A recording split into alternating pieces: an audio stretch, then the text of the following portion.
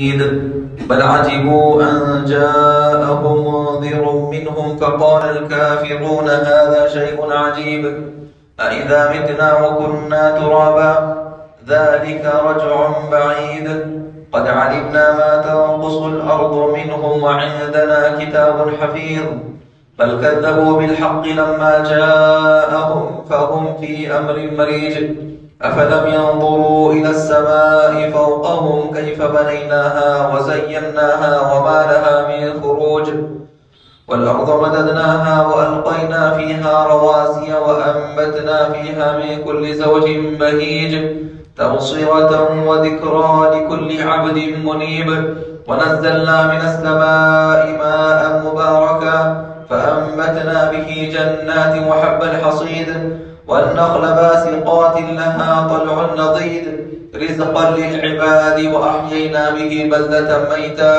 كذلك الخروج كذبت قبلهم قوم نوح وأصحاب الرس وثمود وعاد وفرعون وإخوان لوط وأصحاب الأيكة وقوم تبع كل كذب الرسل فحق وعيد أفعينا بالخلق الأول بل هم في لبس من خلق جديد وقال تعالى اليوم أكملت لكم دينكم وأتممت عليكم نعمتي ورضيت لكم الإسلام دينا. وعن عائشة رضي الله عنها أنها قالت قال رسول الله صلى الله عليه وسلم من أحدث في أمرنا هذا ما ليس منه فهو رد. وقال عليه الصلاة والسلام فيما صح عنه من عمل عملا ليس عليه أمرنا فهو رد. تمام قسم کی حمد و ثنا اللہ وحدہ لا شریک کے لیے ہے جس نے اکیلے ساری کائنات کو پیدا فرمایا اور عرش پر مستوی ہوا. اللہ رب العالمین کا علم کائنات کی ہر چیز کو اپنے احاطے میں لیے ہوئے ہے اور اللہ کی مدد اپنے بندوں سے بالکل قریب ہے. بے انتہا درود اور سلام اللہ کے تمام رسولوں اور نبیوں پر جنہوں نے اللہ رب العالمین کے پیغام کو من وعن پوری امانت داری کے ساتھ اپنی اپنی قوموں تک پہنچا دیا. خصوصاً ہمارے نبی خاتم النبیین والمرسلین محمد رسول اللہ صلی اللہ علیہ وسلم پر جن کی کامل اور سچی اتباع ہی کے اندر دنیا اور آخرت کی کامیابی ہے. محترم حاضرین، اسلامی ماں اور بہنوں، خطبہ مسنونہ کے بعد سورہ مائدہ کی آیت کا حصہ آپ کے سامنے پڑھا گیا اور پھر رسول اکرم صلی اللہ علیہ وسلم کی دو صحیح حدیثیں آپ کے سامنے پڑھی گئی ہیں. جیسا کہ ہم اس بات سے بخوبی واقف ہیں کہ یہ رجب کا مہینہ چل رہا ہے اور اس مہینے کے اندر مسلمانوں میں کچھ نئے اعمال، کچھ نئے طریقے، نئے وظائف لوگوں کو کہتے، کرتے اور پڑھتے سنا اور دیکھا گیا ہے. لہذا ہم میں سے ہر مسلمان کی ذمہ داری ہے کہ ہم جو بھی عمل کرتے ہیں اس سے متعلق ہم معلومات حاصل کر لیں، اس سے متعلق ہم صحیح بات معلوم کر لیں، جان لیں کہ کیا حقیقت میں یہ رسول اکرم صلی اللہ علیہ وسلم کی سنتیں ہیں یا نہیں ہیں. کیونکہ نبی کریم صلی اللہ علیہ وسلم ہر خطبے کے اندر یہ فرمایا کرتے تھے کہ فَإِنَّ كُلَّ مُحْدَثَةٍ بِدْعَةٍ، ہر نیا کام جو دین کے اندر کیا جاتا ہے وہ بدعت ہے. اور نبی کریم صلی اللہ علیہ وسلم کے اس فرمان کے اندر ان لوگوں کے لیے بھی نصیحت ہے جو یہ کہتے ہیں کہ بدعت حسنہ ہے، بدعت سیئہ ہے. نبی کریم صلی اللہ علیہ وسلم تو بدعت سیئہ سے روکے ہیں، بدعت حسنہ سے آپ صلی اللہ علیہ وسلم نے نہیں روکا. تو بدعات کو لوگوں نے جو بدعت پر عمل کرنا پسند کرتے ہیں، بدعات کو لوگوں میں فروغ دینا چاہتے ہیں، بدعات کو لوگوں میں بڑھانا چاہتے ہیں، ایسے لوگ بدعات کو دو قسموں میں بانٹ دیے اور پھر کہنے لگے کہ ایک ہے بدعت حسنہ، ایک ہے بدعت سیئہ. نبی کریم صلی اللہ علیہ وسلم کی جتنی بھی احادیث ان کے سامنے بیان کی جائیں تو وہ فوراً کہتے ہیں کہ ہاں بالکل صحیح ہے. نبی کریم صلی اللہ علیہ وسلم ہر خطبے کے اندر بدعات سے روکا کرتے تھے.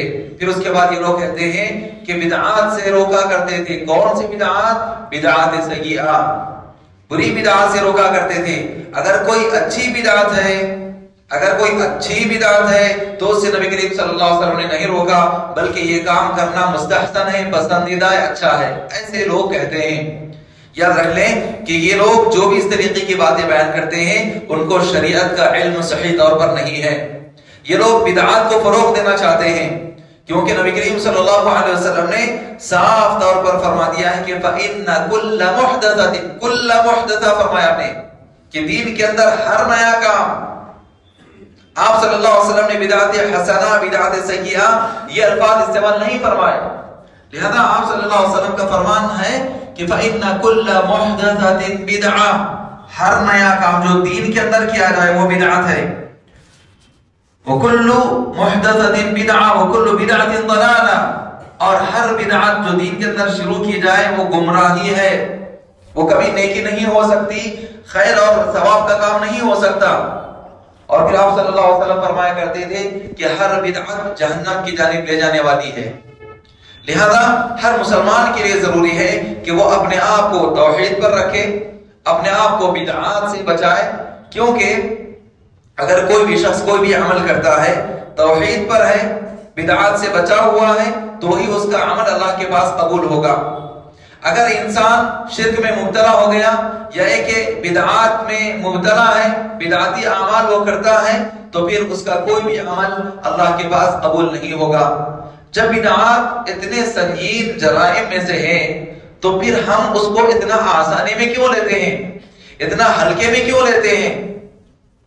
اس کے پیچھے اصل مقصد یہ ہے کہ لوگ دین کے اوپر صحیح طریقے سے عمل کرنا نہیں چاہتے، بس جو نفسانی خواہشات ہیں، جو بڑے لوگوں سے جہالت کی جانب سے جو پھیلا ہوا ان کے پاس جو باتیں ہیں اس کے مطابق عمل کرنا چاہتے ہیں۔ نبی کی باتیں کیا ہیں، قرآن کی باتیں کیا ہیں، صحابہ کا طریقہ کیا ہے، اس کو یہ لوگ جاننا نہیں چاہتے، اسی لیے یہ لوگ بدعات میں اپنے آپ کو رکھنا چاہتے ہیں۔ لہذا بہت ہی افسوس کے ساتھ ہمیں یہ کہنا پڑتا ہے کہ مسلمانوں کی اکثریت ہر مہینے کے اندر کچھ نہ کچھ نئی بدعات ایجاد کرتے ہیں اور اس کے مطابق عمل کرنے کو ثواب سمجھتے ہیں۔ یاد رکھ لیجئے بدعات پر عمل کرنے سے ثواب نہیں بلکہ عذاب ہوتا ہے، بدعات پر عمل کرنے سے ثواب نہیں بلکہ عذاب ہوتا ہے، اور اتنا ہی نہیں کہ اس کا وہ بدعاتی عمل مردود ہو جائے گا، قبول نہیں کیا جائے گا، بلکہ اس کے جو دیگر اعمال تھے جو شریعت کے مطابق تھے وہ عمل بھی اس کے برباد ہو جاتے ہیں، کیونکہ آپ صلی اللہ علیہ وسلم نے کیا فرمایا کہ جو کوئی بدعت کرتا ہے لا تقبل له صرفا ولا عدلا، کہ اس کا کوئی بھی عمل چاہے وہ فرض ہو یا نفل ہو، اس کا کوئی بھی عمل اللہ کے پاس قبول نہیں ہوتا ہے۔ تو لہذا جب بدعت اتنا سنگین جرم ہے تو اس سے ہمیں بچنا ضروری ہے۔ تو ماہ رجب بھی جس مہینے سے ہم گزر رہے ہیں، رجب کا مہینہ، اس سے متعلق بھی لوگوں میں بہت ساری بدعات عام ہیں۔ تو کیا اس مہینے کی کوئی فضیلت ہے یا نہیں ہے، یا اس مہینے کے اندر تمام کے تمام اعمال جو بجائے لائے جاتے ہیں سارے کے سارے بدعات کے اندر شامل ہیں؟ تو یاد رکھ لیں یہ مہینہ ایک حیثیت سے فضیلت والا ہے، اور وہ فضیلت کیا ہے؟ اللہ رب العالمین نے فرمایا کہ ان عدت الشہور عند اللہ 12 شہرا فی کتاب اللہ، یقیناً مہینوں کی تعداد اللہ کے پاس 12 ہے۔ یوم خلق السماوات والارض، جب سے اللہ نے آسمانوں اور زمینوں کو پیدا کیا، منہا 4 حرم، اور ان 12 مہینوں میں سے 4 مہینے حرمت والے مہینے ہیں، احترام والے مہینے ہیں۔ اور احترام کا معنی اور مطلب یہ ہے کہ جیسا کہ مکہ کے لوگ بھی، مشرکین اور کفار عرب بھی اس بات کا خیال رکھتے تھے کہ اس کے اندر جھگڑا نہیں کرتے، اس کے اندر جنگ نہیں کرتے، اس کے اندر جھوٹ اور گالی گلوچ اور اپنے آپ کو برائیوں سے بچایا کرتے تھے۔ تو اسی طریقے سے اللہ رب العالمین نے فرمایا کہ منہا 4 حرم، ان میں 4 حرمت والے مہینے ہیں، اور آپ صلی اللہ علیہ وسلم نے ان 4 حرمت والے مہینوں کو بیان فرمایا کہ کون سے 4 مہینے ہیں؟ ذوالقعدہ، ذوالحجہ، محرم اور رجب۔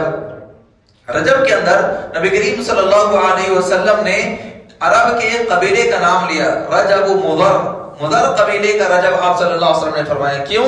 کیونکہ دیگر جو قبائل تھے یہ مہینوں کی تعداد کو یا کہ مہینوں کی ترتیب کو بدل دیتے تھے، لیکن رجب کے مہینے کے بارے میں مضر کا جو قبیلہ تھا اس نے کبھی اس کو نہیں بدلا، بلکہ جو ترتیب میں یہ مہینہ آتا ہے وہ ہمیشہ اس کو اسی ترتیب میں باقی رکھا تھا.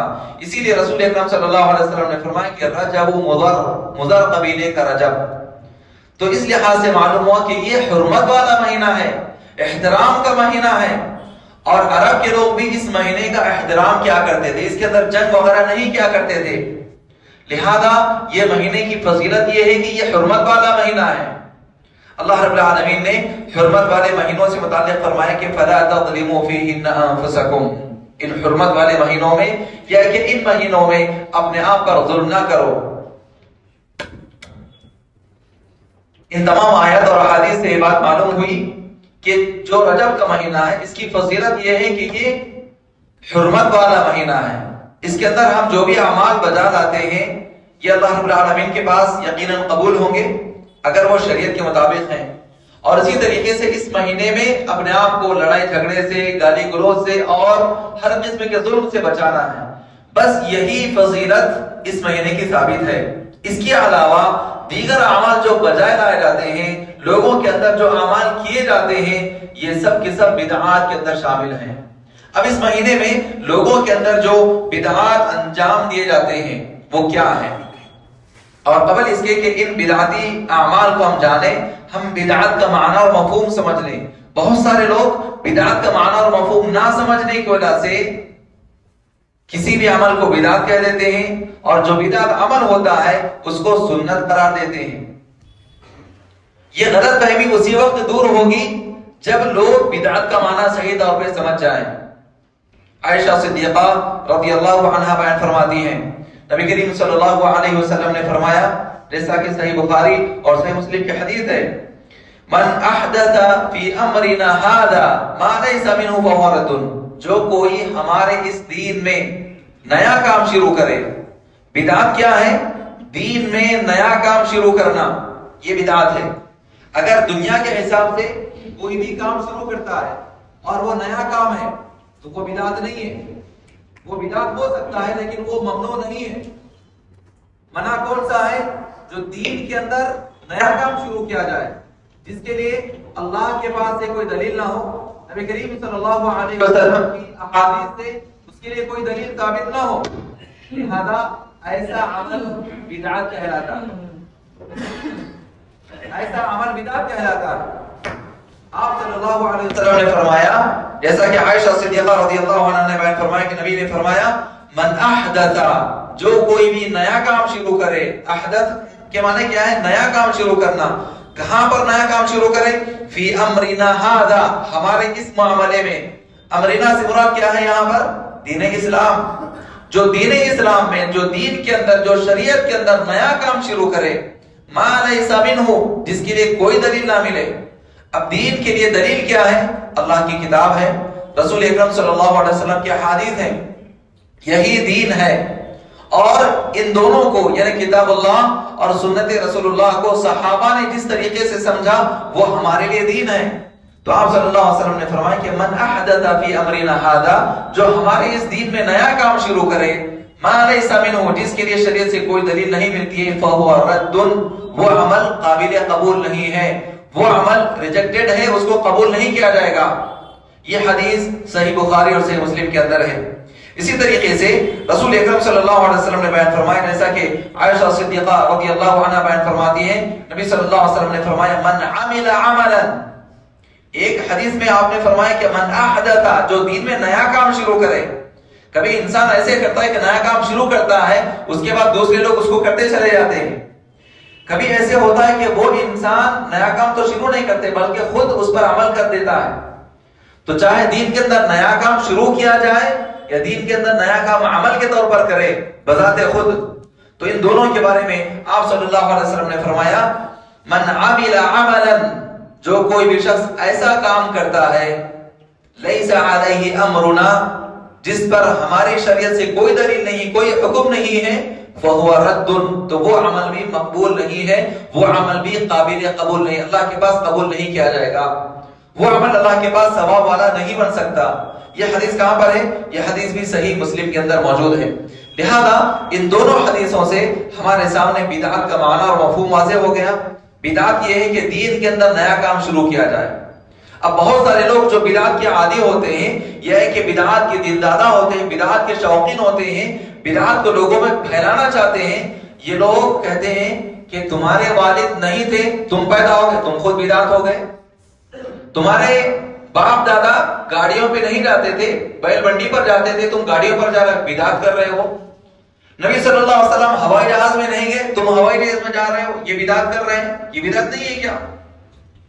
تو اس طریقے کی باتیں بیان کر کے لوگوں کو شک اور شبہ میں مبتلا کیا جاتا ہے، اور ہم لوگ بھی کیا ہے، دین کی بات جانتے نہیں، اس کا معنی اور مفہوم جانتے نہیں، فوراً ایسے لوگوں کی باتیں سن کر کے سوچنے لگ جاتے ہیں کہ ہاں شاید ہو سکتا ہوگا، اور ان کی باتوں میں آ جاتے ہیں۔ لہذا یاد رکھ لیجئے کہ بدعت کیا ہے؟ بدعت دین کے اندر نیا کام شروع کرنے کو کہتے ہیں۔ آدمی جب گاڑی پہ جا رہا ہے تو کیا کوئی اس کو دین کا کام کہتا ہے؟ گاڑی پہ اگر کوئی بائک پر جا رہا ہے، کوئی کار پر جا رہا ہے، کوئی ہوائی جہاز میں جا رہا ہے، تو کیا یہ سفر کو کوئی بھی آدمی ثواب کہتا ہے؟ اگر کوئی ہوائی جہاز میں نہیں گیا تو کیا وہ گنہگار ہو گیا؟ نہیں، بلکہ یہ ایک سہولت ہے، یہ دنیاوی امور ہے، اور دنیاوی امور میں جتنی چاہے آپ نئی ترقی کر سکتے ہیں، اور اس کے اندر کرنا چاہیے۔ دنیا کے اندر جتنی چاہے ترقی آپ کریں، اس میں منع نہیں ہے۔ دین کے اندر نیا کام شروع کرتے ہیں تو یہ منع ہے، اور آپ صلی اللہ علیہ وسلم نے اسی سے منع فرمایا، اور ہر خطبے کے اندر نبی کریم صلی اللہ علیہ وسلم اسی سے لوگوں کو ڈرایا کرتے تھے۔ لہذا بدعات کے معنی اور مفہوم کو اچھے طریقے سے ذہن میں رکھ لیں۔ اب یہ معنی اور مفہوم جاننے کے بعد آپ دیکھیں اس مہینے کے اندر لوگوں کے اندر کس کس طریقے سے بدعات پائی جاتی ہے۔ سب سے پہلی بدعات جو اس مہینے کے آنے سے پہلے ہی یا اس مہینے کے آتے ہی شروع ہو جاتی ہے، وہ یہ ہے کہ لوگوں کے اندر ایک دعا کو بہت زیادہ پھیلایا جاتا ہے۔ وہ دعا کیا ہے؟ اللہم بارک لنا فی رجب و شعبان وبلغنا رمضان۔ اب ہمارے لوگ ہیں کہ کوئی بھی لفظ عربی میں دکھا تو ہم سمجھ جاتے ہیں کہ بھئی یہ تو قرآن کی آیت ہوگی یا پھر نبی صلی اللہ علیہ وسلم کی حدیث ہوگی، ایسے ہم سمجھ جاتے ہیں، اور یہ بھی انہی میں سے ایک ہے۔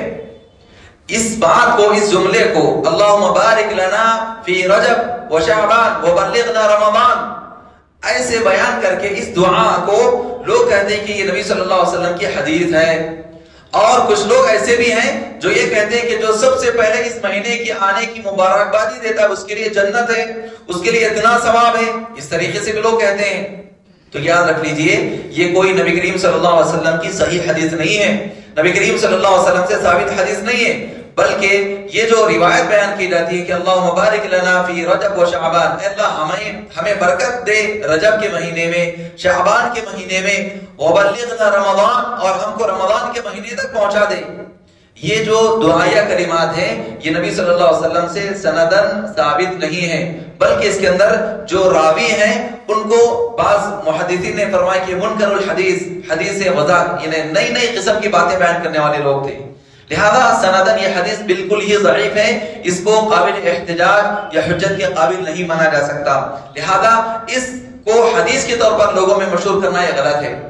شیخ بن باز رحمۃ اللہ علیہ سے اور اسی طریقے سے شیخ صالح العثیمین اور شیخ فوزان حفظ اللہ سے پوچھا گیا کہ لوگ اس طریقے سے دعا مانگتے ہیں تو یہ کیا ہے؟ تو اس موقع پر یہی جواب دیا گیا کہ اللہم بارک لنا فی رجب و شعبان یہ نبی کریم صلی اللہ علیہ وسلم سے ثابت نہیں ہے۔ ہاں البتہ اگر کوئی یہ دعا اللہ رب العالمین سے مانگتا ہے وبلغنا رمضان، اے اللہ ہم کو رمضان کے مہینے تک پہنچا دے، تو یہ دعا مانگنے میں کوئی حرج نہیں ہے۔ کیوں؟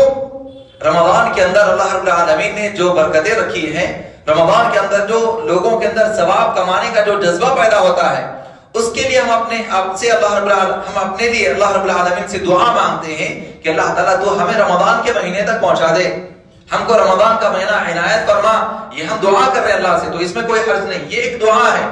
لیکن یہ دعا کو اللہ مبارک لنا فی رجب و شعبان یہ الفاظ کہہ کے اس کو حدیث کہنا یہ صحیح نہیں ہے، اس سے بچنا چاہیے، لہذا اس فرق کو یاد رکھیں۔ اس کے بعد لوگوں میں اس مہینے سے متعلق ایک اور بدعت جو انجام دی جاتی ہے وہ یہ ہے کہ اس مہینے میں لوگ کثرت سے روزہ رکھنے کو ثواب سمجھتے ہیں اور خصوصی طور پر کچھ اور روزے رکھتے ہیں، حالانکہ نبی کریم صلی اللہ علیہ وسلم سے اس مہینے میں خصوصیت کے ساتھ کچھ اور زیادہ روزے رکھنے کا ثبوت نہیں ملتا۔ آپ صلی اللہ علیہ وسلم ہر مہینے میں جو ایام بیض کے جو روزے ہوا کرتے وہ رکھتے، جو چاند کی تاریخ کے حساب سے آپ صلی اللہ علیہ وسلم رکھا کرتے تھے، اور اسی طریقے سے پیر اور جمعرات کا جو روزہ ہے وہ نبی کریم صلی اللہ علیہ وسلم رکھا کرتے، بس یہی آپ صلی اللہ علیہ وسلم سے ثابت ہے۔ اس کے علاوہ رجب کے مہینے میں خصوصی طور پہ روزے رکھنا یہ نبی کریم صلی اللہ علیہ وسلم سے ثابت نہیں ہے۔ اب بہت سارے لوگ کیا کرتے ہیں، اس مہینے میں کثرت سے روزے رکھنے کو ثواب سمجھتے ہیں، اور پھر یہ سمجھتے ہیں کہ یہ مہینے میں اگر ہم دیگر نفل روزے رکھتے ہیں زیادہ جو ثابت نہیں ہے وہ ہم رکھنا چاہ رہے ہیں اور اس کے اندر زیادہ ثواب ملتا ہے، تو یہ لوگوں کی جانب سے ایک غلط فکر ہے، یہ بدعت ہے، اس سے بچنا چاہیے۔ اسی طریقے سے ایک اور بدعت جو اس مہینے کے اندر انجام دی جاتی ہے، اور وہ خاص طور پر آج ہی یعنی جمعہ کے دن، رجب کے پہلے جمعہ کو ایک خاص نماز پڑھتے ہیں لوگ، جس کو لوگ صلاۃ الرغائب کے نام سے جانتے ہیں، اور اس نماز کو رجب کے پہلے جمعہ کو، آج چونکہ رجب کا پہلا جمعہ ہے، آج یعنی رجب کے پہلے جمعہ کو مغرب کے بعد سے عشاء کے درمیان اس نماز کو ادا کرتے ہیں، اور اس کے لیے لوگوں کے پاس عجیب عجیب طریقے ہیں۔ تکبیر تحریمہ پڑھنے کے بعد یہ کلمات اتنے مرتبہ پڑھو، سورہ فاتحہ اتنے مرتبہ پڑھو، اور اس کے بعد یہ سورت اتنی مرتبہ پڑھو، رکوع میں جاؤ تو اتنی مرتبہ پڑھو، سارے الگ سے لوگ اپنی جانب سے بیان کیے ہیں۔ لہذا کیا یہ کوئی حدیث سے ثابت ہے صلاۃ الرغائب؟ اس سلسلے میں حافظ ابن حجر رحمۃ اللہ علیہ اور شیخ الاسلام ابن تیمیہ رحمۃ اللہ علیہ اور ایسے بڑے بڑے جلیل القدر علماء کرام نے بیان فرمایا کہ صلاۃ الرغائب کے بارے میں کوئی بھی حدیث ثابت نہیں ہے۔ اس میں جتنے بھی اعمال بجائے لائے جاتے ہیں یا صلاۃ الرغائب کے نام سے جو نماز پڑھتے ہیں اور اس کے لیے جو ثواب بیان کیے جاتے ہیں، یہ سب کے سب موضوع من گھڑت ہے، دین کے اندر نیا کام ہے، لہذا اس سے بچنا چاہیے۔ اسی طریقے سے اس مہینے کے اندر، رجب کے مہینے میں، لوگوں کے اندر ایک الگ خیال یہ بھی پایا جاتا ہے کہ ہم اسی مہینے میں عمرہ کریں گے، اسی مہینے میں عمرہ کریں گے، اور وہ اس مہینے کو خاص کیوں کرتے ہیں؟ وہ اس ذہن کے ساتھ، اس فکر کے ساتھ کہ یہ مہینے میں، رجب کے مہینے میں اگر عمرہ کریں گے تو دیگر دنوں میں جو عمرہ کیا جاتا، اس مہینے میں عمرہ کرنے سے ثواب زیادہ ملتا ہے، زیادہ فضیلت والا عمرہ ہوتا ہے، ایسے لوگ کہتے ہیں۔ لہذا یاد رکھ لیں یہ بھی غلط فہمی ہے۔ نبی کریم صلی اللہ علیہ وسلم نے جو بھی عمرے کیے ہیں وہ جو ثابت ہیں 4 عمرے ہیں۔ نبی کریم صلی اللہ علیہ وسلم اپنی زندگی بھر میں جو آپ صلی اللہ علیہ وسلم سے ثابت عمرے ملتے ہیں وہ کیا ہیں؟ 4 ہیں، اور ان میں سے 3 عمرہ نبی کریم صلی اللہ علیہ وسلم نے ذوالقعدہ کے مہینے میں کیا۔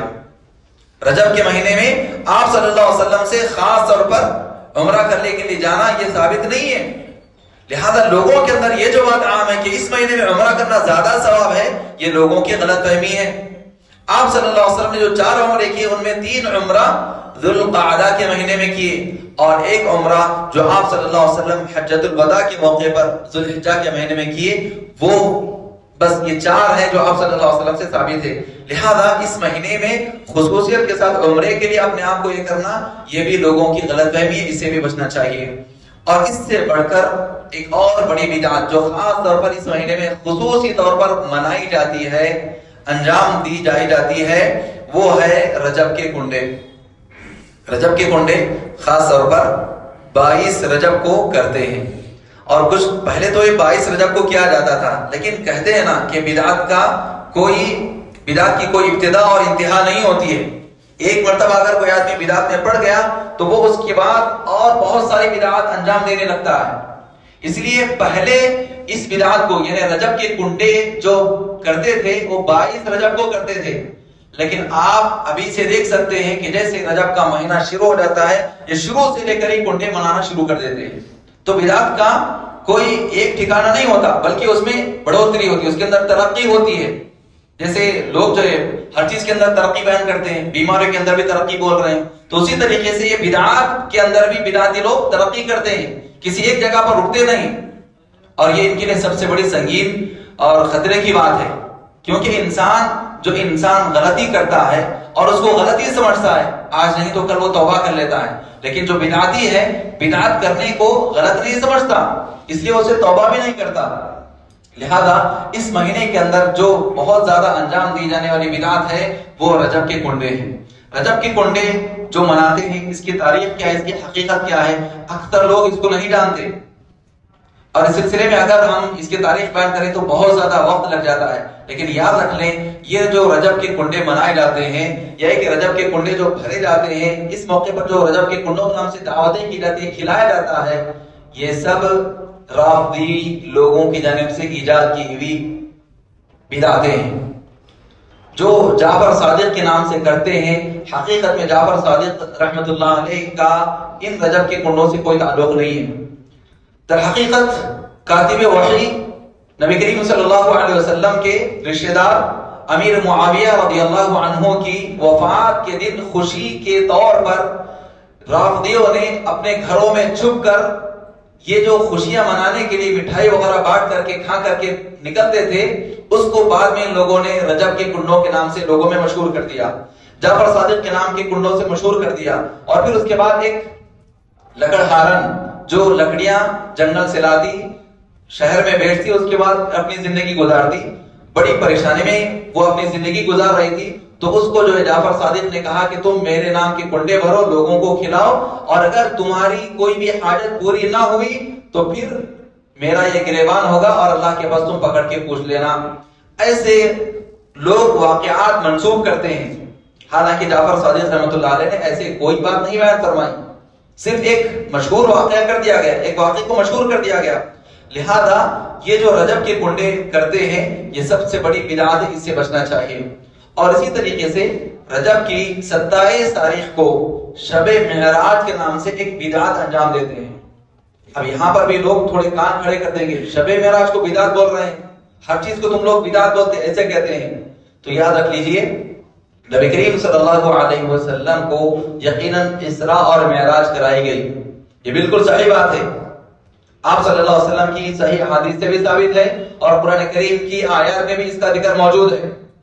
لیکن کسی بھی مورخ نے اس تاریخ کے یعنی اس دن کو متعین نہیں کیا کہ آپ صلی اللہ علیہ وسلم کو معراج کون سے مہینے میں کرائی گئی، کون سا مہینہ، کوئی بھی مورخ صحیح طور پہ اس کو بیان نہیں کر سکتے، حتمی دلیل نہیں دی کہ ہاں اسی مہینے میں ہوئی، تو مہینہ متعین نہیں ہے کہ کون سے مہینے میں شب معراج کا واقعہ پیش آیا تھا، اور پھر کون سے تاریخ کو یہ واقعہ پیش آیا، یہ بھی تاریخ کوئی صحیح طور پر بیان نہیں کر سکتے۔ جب تاریخ متعین نہیں ہے تو پھر اس کو متعین کر لینا اپنی جانب سے یہ لوگوں کی بہت بڑی غلط فہمی ہے۔ اور اگر متعین کر بھی لیں ولو بالفرض رجب ہی کی 27 تاریخ کو آپ متعین کرتے ہیں، ٹھیک ہے، مان بھی لیں کہ اسی تاریخ کو ہوا، آپ کسی بھی طریقے سے اس کو راجع قرار دیتے ہیں، تو آپ ذرا سا ایک دلیل دے دیں کہ یہ واقعہ تو یقیناً مکہ مکرمہ کے اندر ہوا تھا اور مکی دور کے آخر زمانے میں ہوا۔ اس کے بعد نبی کریم صلی اللہ علیہ وسلم مکہ مکرمہ مدینہ منورہ میں کتنے سال تک رہے، اور یہ تاریخ، یہ مہینہ کتنی مرتبہ نبی کریم صلی اللہ علیہ وسلم کی زندگی میں آیا، صحابہ کی زندگی میں آیا، لیکن کیا کبھی صحابہ کرام نے شب معراج کے نام سے خاص رات منائی کہ اس دن خاص عبادت وغیرہ کیے؟ نہیں کیے۔ لہذا صحابہ کا عمل، نبی صلی اللہ علیہ وسلم کا عمل یہ خود بتا رہا ہے کہ اس رات کو عبادات کے لیے مخصوص کرنا یہ بدعت ہے، اس رات کو عبادات کے لیے مخصوص کرنا یہ بدعت ہے۔ لہذا ہم سب لوگوں کے لیے ضروری ہے کہ ہم ان تمام بدعات سے اپنے آپ کو بچائیں۔ اللہ رب العالمین سے دعا ہے کہ اللہ تبارک و تعالی ہم تمام لوگوں کو کتاب و سنت کے مطابق عمل کی توفیق عطا فرما۔ اللہ تبارک و تعالی ہم میں سے جو بیمار ہیں سب کو شفا کاملہ صحیح عطا فرما۔ اللہ تبارک و تعالی جو پریشان حال ہیں سب کی پریشانی کو دور فرما۔ اللہ تبارک و تعالی مسلمان جہاں پر بھی پریشان حال ہیں سب کی مدد فرما۔ اللہ تبارک و تعالی ہمارے رشتہ دار اعزاء اور اقارب جن کا توحید پر انتقال ہوا ہے اپنے فضل و کرم سے سب کی مغفرت فرما دے، سب کو جنت الفردوس میں جگہ نصیب فرما۔ اللہ تبارک و تعالی جب تک ہم اس دنیا میں رکھ ایمان اسلام کی حالت میں زندہ رکھ، اور جب ہمارا خاتمہ فرما تو ایمان و اسلام کی حالت میں خاتمہ فرما۔ آمین۔ بارک اللہ لی ولکم ولسائر المسلمین من کل ذنب فاستغفروه انه هو الغفور الرحیم۔